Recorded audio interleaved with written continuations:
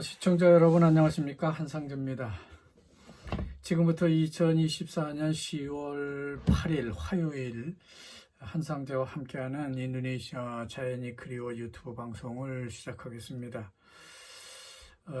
어제 톱뉴스에 이어서 오늘도 인도네시아 젊은이들의 심장병 증가 문제를 다루고 있습니다. 심장병으로 인해서 국가의 재정적 부담이 67.34조 루피아나 들고 있다고 하는 것입니다. 심장병으로 인한 1년간 그 생산성 손실 가치를 수마트라 횡단도로 건설과 비교해 보면은 약 170km를 건설하는 데 드는 비용과 심장병으로 지출되는 국가적 지출이 같다고 하는 그런 지적입니다. 조사 결과만 보면 농촌보다는 도시 주민들이 심장병 발생 비율이 더 높다고 합니다. 일반적으로 심장병이라는 것은 부자들이 잘 걸리는 질병이라고 말하고 있습니다. 왜냐하면 심장병 발생은 그 풍요로운 생활 방식에서 기인하는 그런 질병이기 때문인 것이죠. 따라서 특히 도시의 심장병 환자들이 농촌보다 더 많이 발생하고 있다고 하는 겁니다. 인도네시아 법원 판사들의 급여 인상을 위한 일종의 그 항의성 집단 휴가 행진이 오늘도 계속되고 있습니다. 판사들은 지식인답게 쭈띠 버사마라는 아주 묘한 방법으로 조용한 그런 데모를 하고 있는 겁니다. 그렇지만 정부는 예산의 형평성 문제를 들면서 더 이상 판사들의 급여를 인상해 줄 수 없다는 입장을 보이고 있습니다. 인도네시아는 판사들의 급여와 수당 인상을 요구하는 조용한 휴가가 문제가 되고 있지만 우리나라를 보면은 판사들이 부족한 건지 아니면 고의적으로 불공정한 재판을 하는 건지는 알 수 없으나 선거법 재판의 경우 무려 6개월 원래요 6개월 이내에 마치도록 규정을 하고 있음에도 불구하고 2년 이상 끌거나 아니면 국회의원 임기가 끝나도록 재판을 질질 끌고 있다 하는 것이 문제로 지적을 되고 있습니다.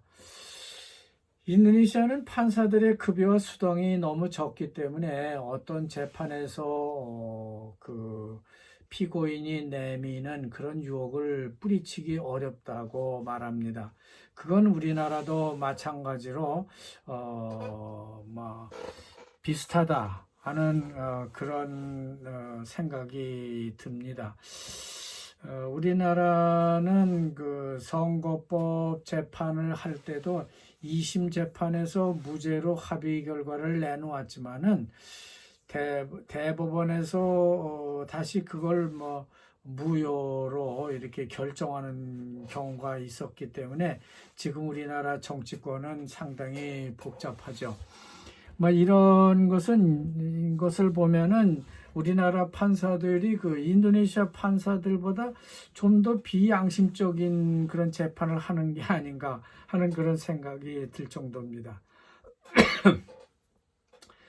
이스라엘의 폭격을 앞두고 있는 레바논에 거기 나가서 일하는 인도네시아 노동자들이 이제서야 대피를 시작하고 있다는 기사가 뜨고 있습니다. 보안상의 안전을 위해서 장거리 경로를 택했다고 하는데요.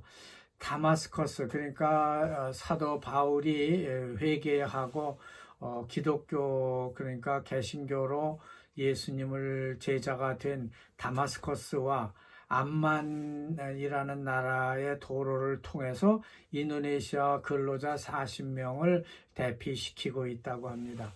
일단 그쪽으로 대피를 시키고 난 다음에는 자카르타로 비행기를 통해서 귀국시킬 계획이라고 말하고 있습니다. 안전하게 돌아올 수 있도록 인도네시아 정부도 최선을 다해서 노력하는 것 같습니다. 그린드라당의 브라보의 동생이죠. 하심이라는 분이 참 걱정이 많은 것 같습니다. 최근 언론에서 보도했던 것처럼 브라보는 군인 출신이기 때문에 차기 정부의 정책을 추진하는 데 있어서 뭐든지 단호하고 이렇게 좀 결정을 막 할 것으로 다소 부정적 예측을 하고 있는 그런 기사에 대해서 상당히 우려를 하고 있는 것 같습니다. 따라서 하심은 브라보는 그런 대통령이 아니라는 점을 부각하면서 이미지 변화를 시도하고 있는 것 같습니다. 브라보는 친민족적이고 아주 말하자면은 민족적인 개념이 강한 분이죠. 또 친기업적인 마인드를 가진 대통령이 될 것이라고 강조를 합니다. 하지만 친기업적이라는 마인드를 가진 대통령이 된다는 것은 조금 많은 사람들이 동의하기 어려울 것 같다는 생각이 듭니다. 그런 의미에서 어린 청소년들과 임산부를 위한 무상급식 프로그램을 계획하고 있는데, 이는 인적 자원의 질을 향상시키기 위해서 인간의 기본적 필요를 충족시킬 수 있다고 보기 때문입니다. 인간의 기본적 필요를 위해서 매년 300만 건의 기도회도 진행할 예정이라고 말하고 있습니다. 그러니까 브라보 정부는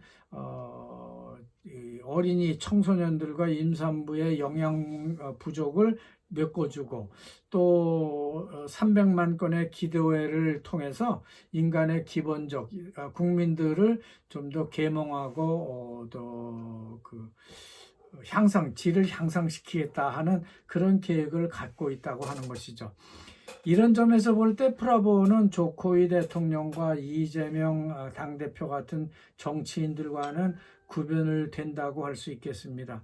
그냥 국민들에게 현금을 나눠주게 되면요, 그만큼 당장은 국민들이 좋아할지 모르겠지만 결국은 그것이 모두 국가의 빚으로 돌아올 것이기 때문에 미래 세대는 더 큰 고통을 받게 될 것입니다.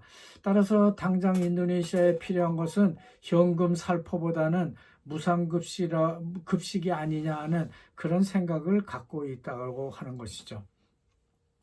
하지만 인도네시아 국민들이 그런 것을 이해하고 수용하기는 대단히 어려울 것으로 생각됩니다. 왜냐하면 당장 먹을 게 없는 국민이 상당수가 있고요.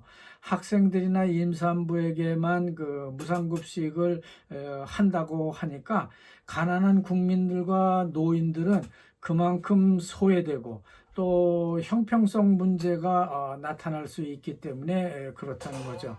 말하자면 또 다른 사회적 문제에 직면할 수 있을 것이다 라고 예측을 하고 있는 겁니다. 자, 인도네시아는 쌀이 부족한 나라입니다. 그래서 인도네시아 조달청 블록은 10월부터 정부미를 더 대규모로 풀어서 가격을 안정시키겠다고 말합니다. 10월에 벌써 10만 톤, 그리고 12만 4천 톤, 또 14만 의 쌀을 풀어서 시중의 쌀값을 잡아보겠다고 하는 겁니다. 이제 곧 연말이 다가오고 있기 때문에 인도네시아 자체 쌀 생산은 다 떨어지고요. 수입한 쌀이 있는데 그거를 풀어서라도 연말 쌀값을 안정시키겠다고 하는 그런 목적이 있겠죠. 그동안 조코이 정부의 쌀 자급자족 정치에는 아무 말도 못하던 블록이 이제는 조코이의 임기가 다했기 때문인지 현실적으로 대처하기 시작하는 것 같습니다. 더 이상 버틸 수가 없기 때문에 그럴 수도 있다고 보여지고요. 그동안 기후변화로 모내기가 늦어져서 생산량이 부족하게 될 것이다. 아니면은 다음 달이면 쌀을 수확하는 계절이 되기 때문에 곧 쌀이 남아돈다. 그런 여러 가지 이유를 들어서 이런 문제들을 피해왔지만은 이젠 그런 핑계를 대기가 아주 어려운 그런 막바지에 다다랐다고 보고 있는 것 같습니다.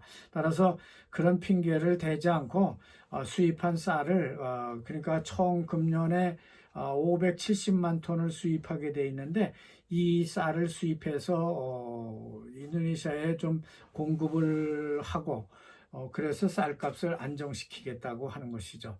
문제는 베트남 같은 나라에서 쌀을 수출할 수 없고 베트남도 쌀이 지금 부족해서 쌀을 수출할 수 없다. 수출은 뭐 할 수 있지만은 쌀값이 뭐 폭등을 하고 있다고 하는 겁니다. 이렇게 되면 아세안 국가들은 전체적으로 필리핀과 함께 쌀이 부족해지기 때문에 이런 문제에 대해서 아마도 이 아세안은 이런 문제를 풀기 위해서 다들 노력을 해야 될 것이 아닌가 하는 생각이 듭니다.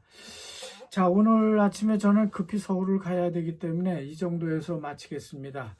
시청자 여러분 대단히 감사합니다.